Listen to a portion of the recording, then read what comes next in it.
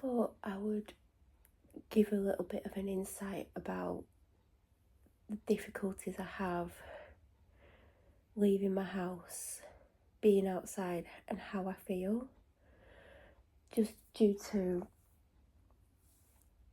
the most recent situation, I guess you could say. So as I've mentioned, and if you've not watched other videos, maybe watch them. But briefly, I live with my dad, who is what a lot of people would probably call very old, elderly. He's old enough to be my granddad, and he's old enough to be the granddad of a lot of the people on the street. They're all like in the 40s and stuff. And they all know his age, and they all know he has a heart condition which is getting worse because of the pressure from the stress of the constant harassment and crimes against me and other people. So at weekends especially, I find it extremely difficult to leave the house because typically people are not at work on here, especially those involved in what has happened. So, and in particular because I'm being prevented from driving my car off the street because they're basically, even though I've parked there for nearly 9 years, they're aware that I have extreme anxieties, and I'm literally just parking directly outside my house, which other people do. Like one of the ones that are involved who live at the side of my house, kind of, they have a car on the drive and a car at the front of the house. Now currently they're on a cruise and there's no cars on outside the house, but no one's gone and parked there because typically everyone just leaves everyone to park where they've always parked. Now the ones that are doing this are the ones that have caused all the harassment, all the pain, all the abuse, the violence, the intimidation, all the things that they've done to me. They're now basically, not only do they prevent when I can leave the house and come home, because obviously when school's in session, I have to be home before 3 o'clock because they're getting the children to target me, and I feel very uncomfortable about that situation because obviously, yeah, the children, I mean, some are violent and quite horrible children. I mean, I've had death threats off the child. That family has started this, and due to how violent they are and what I've witnessed from them, I am actually scared of them, which, you know, people actually find funny that I'm being terrorised like that, and the police have clips of this person threatening to kill me, amongst other things. But yeah, no one parks where people typically park, and that's, you know, people just being considerate to the neighbours. Obviously if someone's parked there for a long time, they're just left to it, but because they know it's affecting me and I don't feel comfortable parking anywhere else, and that I've parked there for the entire time that I've lived here, I'm not in anyone's way, like that's literally where I've parked, because they know it's causing me so much distress. There's this constant threat that if I move my car, I can't park there. Now, for people who claim to not to be harassing me and to be nice, that just proves it is harassment, because they know it's causing me distress. They know they're preventing me from going anywhere. I can't even, like, you know, I'm seriously unwell. I know, like, this situation's making me unwell. I can't see a doctor because I can't physically drive there. So they're harming my life massively in that respect. So leaving the house at the weekend is difficult in general. Now, the person that actually scares me the most seems to be not here at the moment. It still doesn't make me feel like I can go outside and feel comfortable, because obviously there's other people involved. Yeah, I'm not as scared of them because they've not physically done things and not put me through what they've put me through, but, you know, I still don't feel comfortable. Now, due to my dad's health decline, which he is really, really, I don't want to give too much away, but there is things going on. He is under the care of the hospital because it's become that severe. I'm not going to talk about what's happening regarding his health, but obviously when he's asked, like, about his living situation and his life, because obviously they do try and find out why things are getting worse, he does discuss the situation and who is causing these situations of stress towards him. But because of his declining health, he needs me to do more regarding walking the dog at weekend, because he would typically be the main walker, even though in the past, was it last year, I was doing more. I think it was last year, I was doing more at the weekend, because I do go out Monday to Friday, and I do the longer of the 2 walks. And because of how I'm being made to feel, like the fear of walking off the street, and obviously now I can't drive because it was easier to drive off with her, it's making it really stressful. Like, I go through all these feelings, like when I know I have to leave, I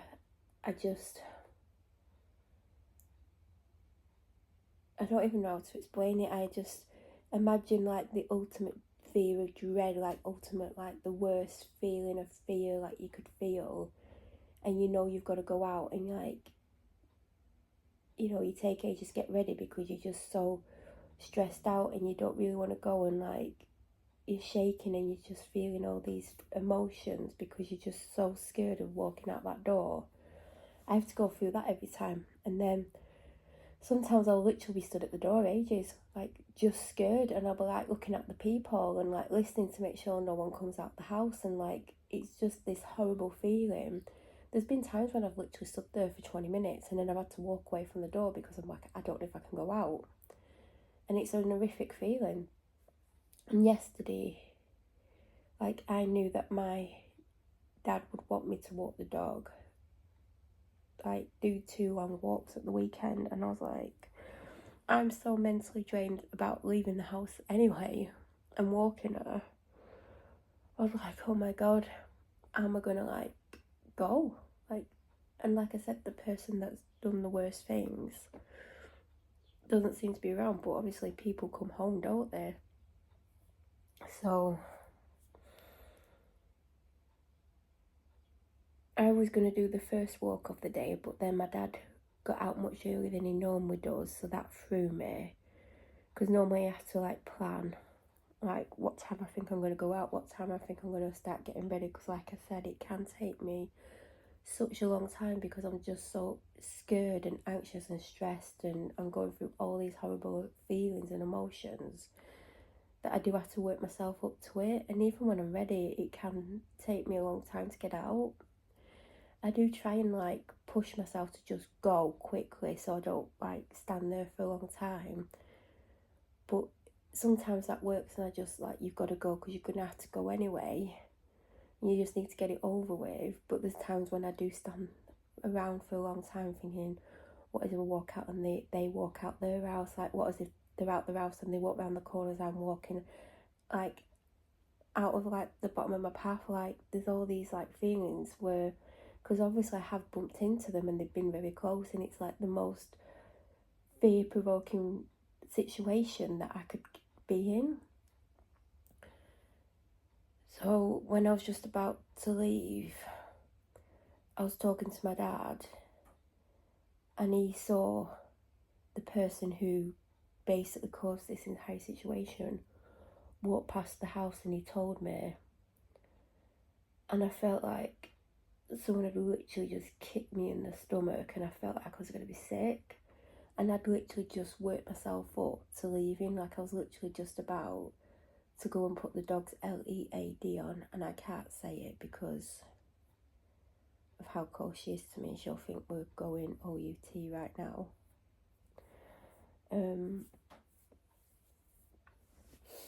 I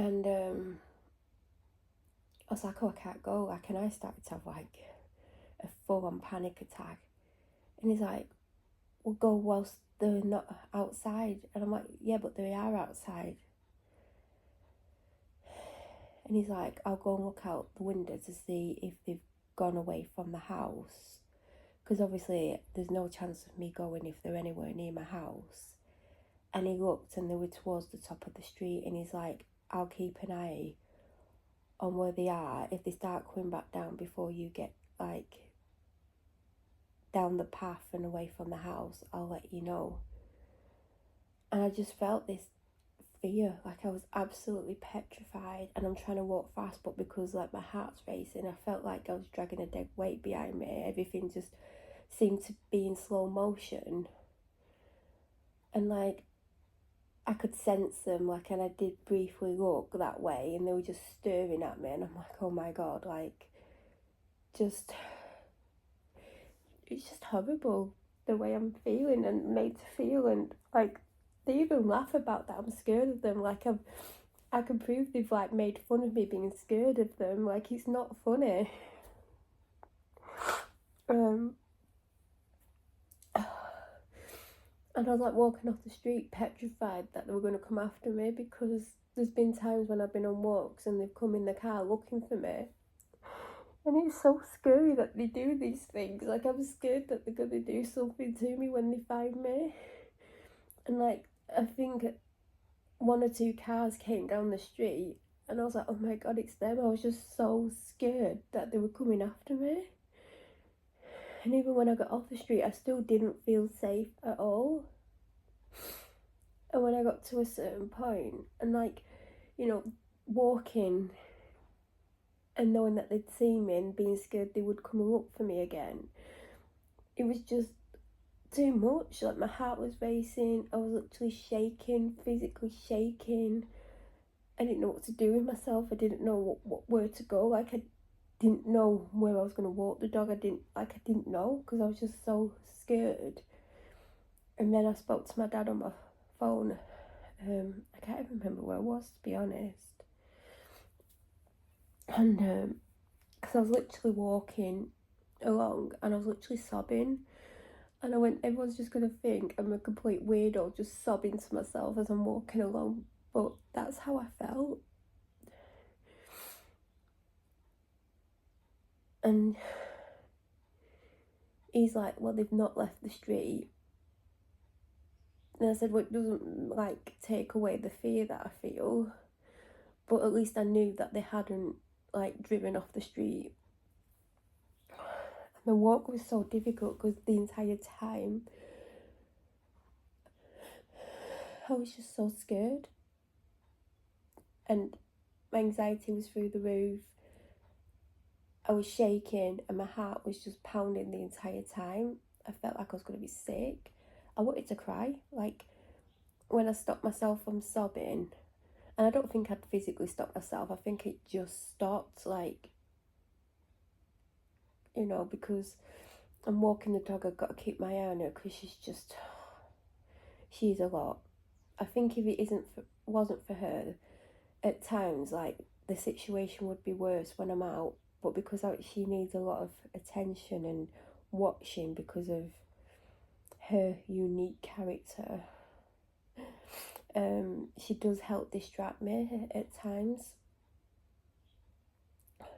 But as I'm obviously heading home, because obviously I do have to come home, like the closer and closer I'm getting, the worse I'm feeling.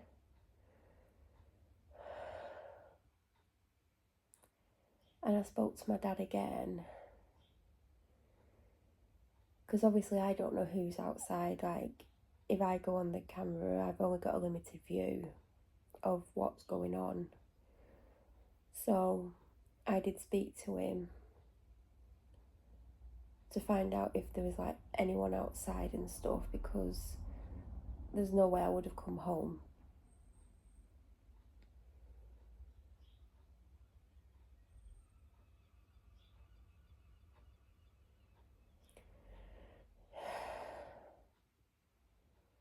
It's a lot to deal with.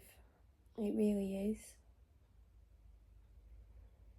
And I go through that and similar every single time that I have to walk out the house. And obviously because of my dad's heart condition, which is getting worse because of the stress, you know, I'm having to do more. And I actually can't do as much as he needs me to do. And I don't mean dog walking, because I can't use my car. There's things that he could do with me doing for him at the moment, but because of what they're putting me through and stopping me from using my car, I can't do anything for my elderly dad either. I can't do anything about my health, which is deteriorating because I never got better after I was in hospital. And like they're preventing me from going and seeing a doctor because if I move my car, they're literally just going to put the car there to stop me from parking. I mean, how is that not harassment? And how is that, like, they always say they're nice people, but nice people don't act that way. Do you know what I mean? People don't go out the way to do something knowing that it's going to cause a lot of distress, knowing that person's parked there the entire time they've lived there, knowing like you're just going to hurt them more and more. Why would you do it? Because that isn't nice. That really isn't nice.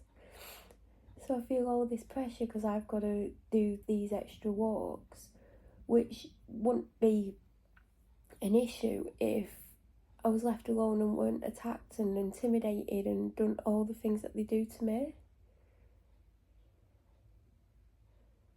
And my dog suffers a lot because there's things that happen which I'm not going to talk in this video about because this video is just about the struggle of going out the house because of people's behaviours. But she can't be walked in the evening because I can't physically leave the house because of the fear that I'm made to feel and what has actually happened to me. So because of that, she has to have all her walks done by the afternoon. Yeah, she can go in the back garden and run round, and obviously if it's raining she doesn't do that. She doesn't want to do that. I mean, you know, dogs don't want to be trapped in the back garden and locked in the back garden. Not that I would personally lock my dog in the back garden and leave her for hours. Like, she has free roam in and out whenever she wants, but obviously if it's raining she's not going to go, oh, do you know what, I'm going to go and run around the garden. But yeah, she's prevented from having evening walks. She's never really had an evening walk here, which is unfair on her. And some people don't care, do they? They don't care about other people or dogs or whatever. They just don't care. They just hurt people constantly. They're hurting me. They're destroying me in my life. And the police know all this, yet they let it continue. They don't offer any help or support. They don't take statements when things have been crimed. And they just cover it up. So obviously that's why we've had to start going public, and we have been given, you know, crime logs and the actual report, because we screen record them and record them if they're on the phone. We can prove the police haven't contacted or conducted a proper investigation, and we've given them the evidence of the crimes that have happened, like kicking the door in, pointing at the cameras, getting the children's kickballs at the house, belittling me, making fun of me. One of them, the one that I was petrified of, like leaving the house about, made fun of me because they said that when they were walking past, I ducked down because I was scared of them. Then proceeded to make fun of me outside with the person that they were with and saying, oh, how I'd done it like earlier that day. And they found it funny that I was scared of them. I've still got that evidence. And I'd actually hadn't ducked down at that time, where they were like, oh, she's just ducked down because she's scared of me, and then starts laughing. I mean, firstly, to be honest, I wouldn't find it funny if someone was seemingly hiding from me. But that particular incident, I was actually ducking down to get something out the cupboard. But they are right. Every time I'm in the kitchen and I see them, because of how they make me feel, I do dive out the room. I don't duck down. I didn't duck down that time. I was literally getting something out the cupboard as they happened to be passing, because I didn't know they were passing either. And then I heard all the laughing about me and apparently ducking down, and they found it hilarious. So that's the type of person that I'm having to deal with, where they think it's hilarious that I'm hiding from them because I feel so much fear due to what they've done to me. So, you know, and the police know all this, yet because I'm a vulnerable adult, they see me as an easy target, and they let them destroy my life, stop me from leaving the house, stop me from driving my car, affecting my elderly dad and his heart condition, which has got worse as the result of this. The police are aware that one of the reasons I ended up in hospital was due to this abuse and the threats and everything surrounding the neighbours. They know that when I got out I was heavily targeted because I'd come home, and apparently I'm not allowed to come back to my own house. And they know a lot of things. They know there's evidence of a lot of things. They've got a lot of evidence. So, you know, due to the fact that they've just abused their powers, and they do things knowing that it's affecting my mental health and life, and they know that I'm at my lowest because of them as well. you know, the press have been started to be giving things. Everything that happens from now on will just go directly to the media rather than the police, because the police have proved after hundreds of reports that they're just basically going to allow it to continue and do nothing about it, and not protect someone they class as a vulnerable adult, and not protect my dad, not protect the woman with dementia on the street, not protect her family, not protect the other houses that have spoken out. And there are other people that are too scared to speak out due to the characters on the street. So, you know, I wish I could describe really in detail how I'm made to feel, but I don't know how to put in words the fear and emotions that I go through due to people and what they're doing to me and have done and continue to do to me.